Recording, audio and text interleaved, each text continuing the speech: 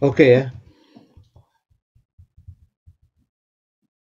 Nah, sekarang saya ingin sedikit memperdalam ya, menemukan anomali adalah jalan menuju revolusi sains ya.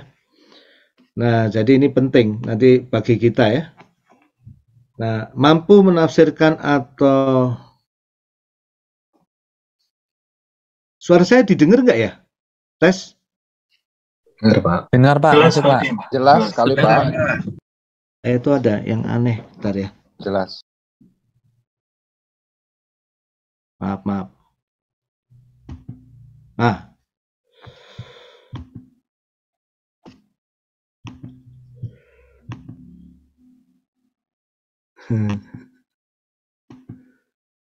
Oke. Nah, saya ingin main-main sedikit ya. Nanti bapak-bapak, ibu-ibu yang karena kemampuan mengenali anomali ini penting dalam normal science ini ya. Walaupun nanti anomali itu jawabannya dua. Kalau dia terus-menerus konsisten dan banyak, kita butuh paradigma baru. Tapi dalam puzzle solving itu kita sering justru mengenali di mana anehnya sesuatu itu untuk memperoleh progressive belt itu, temuan-temuan progresif ya. Nah, nanti kalau dalam praktis ya, praktisi data scientist itu sangat butuh untuk pengenalan anomali. Ya, ini saya memberikan contoh-contoh sedikit ya, kalau melihat data anomali itu caranya gimana, yang praktis saja ya. Nah, jadi biasanya yang disebut anomali itu misalnya peak ya, puncak gitu. Misalnya harta pejabat negara biasanya 10 miliar, tiba-tiba ada yang hartanya 5 triliun. Nah, itu langsung anomali itu. Wah, ini KPK langsung nyari-nyari pasti gitu ya. Dari mana dia ini sumber dananya? Ya. Atau kalau misalnya Anda bekerja di sebuah bank yang ada 900 cabang ya, atau 7.000 cabang seperti BRI. Rata-rata penghasilan cabang-cabang itu misalnya katakanlah 10 miliar ya. 10 miliar sebulan. Tiba-tiba ada satu cabang itu penghasilannya 200 miliar sebulan. Pasti itu anomali. Jadi dilihat puncak atau dilihat yang paling curam. Nah, itu biasanya data scientist kerjanya kayak gitu ya, ngelihat yang aneh-aneh. Karena di setiap yang aneh-aneh itu diharapkan ada temuan yang menarik. Nah, ini contohnya di sini kita melihat yang paling curam. Ya.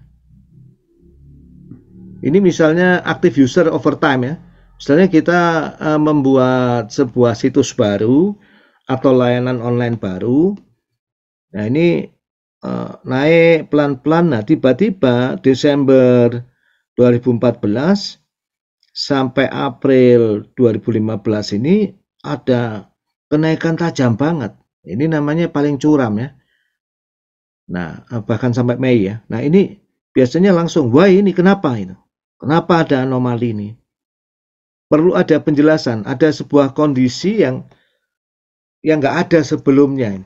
Nah, ini biasanya bisa menghasilkan sebuah breakthrough ya, menghasilkan sebuah terobosan. Nah, bedanya kalau di dalam data scientist itu breakthrough itu temuan tuh nggak perlu temuan-temuan besar ya. Tapi dalam konteks negeri kita atau yang datanya sedang kita amati atau institusi yang sedang kita dukung atau bisnis yang sedang kita dukung itu bisa memberikan value yang luar biasa. Nah, ini juga kelihatan nih yang paling tajam antara Juli sampai September 2021 ini. Ini apa? Kasus kumulatif COVID-19 ya. Apa yang terjadi ini antara Juni sampai September 2021? Bapak, Ibu-ibu ingat? Apa yang terjadi di sini? Gelombang ketiga, varian Delta ya. Sebelumnya belum ada varian Delta. Nah, ini ya. Jadi ini perlu penafsiran. What is happening here? Sebetulnya apa realitasnya? Ini nggak bisa dijelaskan dengan varian COVID sebelumnya.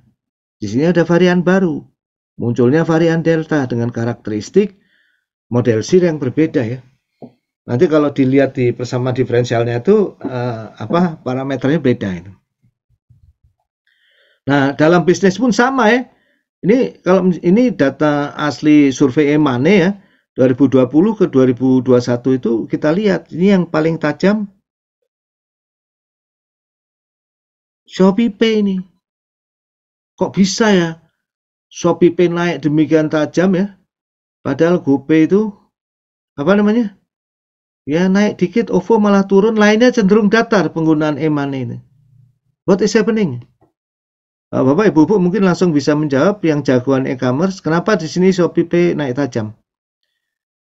What is happening? Silahkan kalau ada yang mau berbagi. Jago-jago e-commerce. Ada yang berpendapat?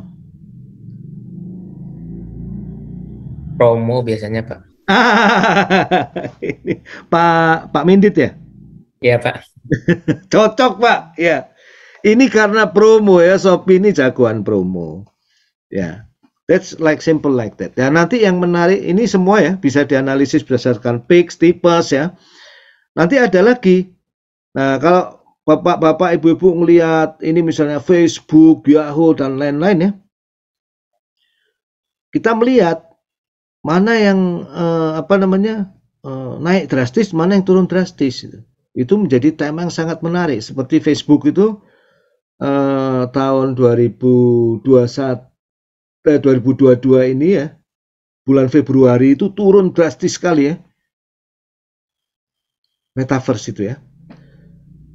Meta itu turun sahamnya luar biasa. Why dan lain-lain. Nah, ini sebagai contoh saja pentingnya anomali ya. Ini sampai ada khusus anomali detection ini ya. Secara statistik itu seperti apa. Ini perlu kita semua pelajari karena nanti kita semua akan bekerja lewat data ya.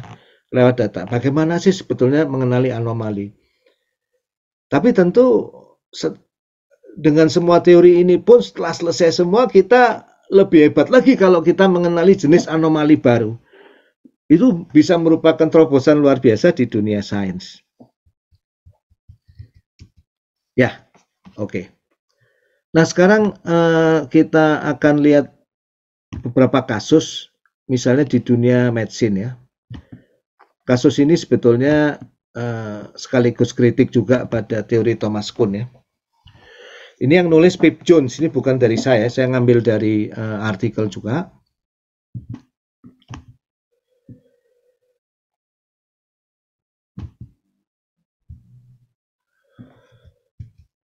Nah, normal science dalam medicine sekarang seperti kita ketahui adalah pendekatan pengobatan barat, western ya.